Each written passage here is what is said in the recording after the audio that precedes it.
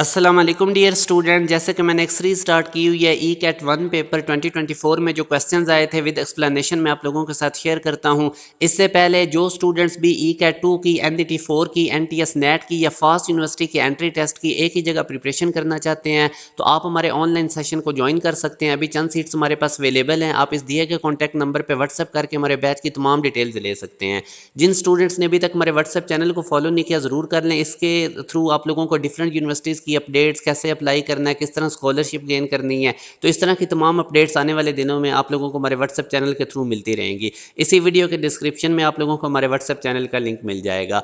अब ये एक क्वेश्चन है जिसके अंदर वो आपको बता रहा है कि बेसिकली यहाँ पे 3 नहीं, ये 4 है। 4 वर्टिसेस ऑफ अ रेक्टेंगल हमें गिवन है और वो एरिया ऑफ रेक्टेंगल पूछ रहा है। तो एरिया ऑफ रेक्टेंगल के रिलेटेड काफ़ी क्वेश्चंस आए हुए थे। अब ये एक रेक्टेंगल है, मैंने आप लोगों के सामने इसके 4 वर्टिसेस मेंशन कर दिए हैं। मैंने इसकी नेमिंग की है ए बी सी डी। आप इस तरह भी कर सकते हैं, ए बी सी डी, किसी भी पैटर्न से आप इसके नेम रख सकते हैं। तो अब आप लोगों ने इसका एरिया निकालना है। तो आपको बेसिकली अब पता है ना, रेक्टेंगल का एरिया होता है लेंथ इंटू विड्थ। तो अब अगर आपने ये ए बी लेंथ निकालनी है तो आप इस पे डिस्टेंस फार्मूला अप्लाई करेंगे। ये ए पॉइंट x1 y1 है, ये बी पॉइंट x2 y2 है। तो डिस्टेंस फार्मूला अप्लाई कर दें, x2 minus x1 whole square plus y2 minus y1 whole square, ऊपर रूट लेंगे। तो यहाँ से अब अगर आप देखें तो -3 में से जब हम -3 करेंगे, इसका स्केयर करेंगे, प्लस 1 माइनस 1 करेंगे तो 0 हो जाएगा। अब ये -6 का स्केयर करेंगे तो 36, रूट लेंगे तो 6 आ जाएगा। तो ए बी की लेंथ हमारे पास 6 आएगी। इसी तरह आप लोगों ने बी सी की लेंथ निकाल लेनी है।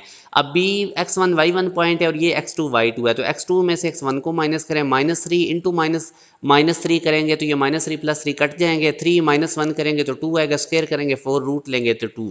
तो इसकी लेंथ बी सी की 2 आएगी, ए बी की लेंथ हमारे पास 6 आएगी according to the distance formula. तो जब आप इस लेंथ को ए बी को बी सी से मल्टीप्लाई करेंगे, लेंथ इंटू विड्थ करेंगे, तो हमारे पास एरिया ऑफ रेक्टेंगल आ जाएगा। बिल्कुल सिंपल क्वेश्चन है। रेक्टेंगल को ड्रॉ करें, उसके वर्टिसेस लिखें, उसके बाद आप डिस्टेंस फार्मूला अप्लाई करके आप लोग सिंपल साइड्स निकाल लेंगे, लेंथ इंटू विड्थ निकाल के उनको मल्टीप्लाई कर दें तो एरिया ऑफ रेक्टेंगल आ जाएगा। अब उसी पैटर्न पे ये भी क्वेश्चन आया हुआ था, इसको अब आप लोगों ने खुद करना है और इसका जो आंसर है वो कमेंट सेक्शन में बताना है।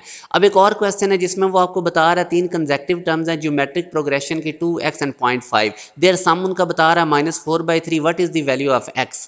तो अब आप लोग अगर देखें तो उसने इनका सम बता दिया, तो आप इन तीनों का सम -4/3 के इक्वल रखें और उसके बाद अब यहाँ से आप x निकालना है। 2 के अंदर 0.5 ऐड करें, 2.5, ये -4/3 में से जाके माइनस कर दें आप लोग। और यहाँ से अब आप देखें तो अगर 2.5 को 25/10 भी लिखा जा सकता है। एलसीएम लें, इसको सॉल्व करेंगे तो -3.83 आएगा। आप लोग इसकी थोड़ी डिवीजन करके देख लेंगे तो -3.83 के करीब ये -3 आंसर है। तो यहाँ से हमें पता चला कि -3 आंसर है, मगर आपने फिर कॉमन रेशो भी चेक करनी है क्योंकि ज्योमेट्रिक प्रोग्रेशन के अंदर कॉमन रेशो सेम आती है। तो 2x की जगह पे -3 लिखें, आगे 0.5। अब सेकंड टर्म को फर्स्ट पे डिवाइड करें और फिर थर्ड टर्म को सेकंड पे डिवाइड करें तो आंसर सेम होना चाहिए। 0.5 को मैंने 1/2 लिख लिया, ये -3 बटे का बटा ऊपर चला जाएगा। तो अब आप देखेंगे कि सेकंड टर्म को फर्स्ट से डिवाइड करेंगे, थर्ड टर्म को सेकंड से करें, कॉमन रेशो सेम आ रही है। तो that will be the answer alpha. अब ये अगर आप देखेंगे तो -1 और 1 भी हो सकते हैं, मगर ये इस कंडीशन को सेटिस्फाइड नहीं कर रहे होंगे, इनका सम -4/3 नहीं बनेगा। तो दोनों कंडीशन सेटिस्फाइड होनी चाहिए, एक तो सम भी इनका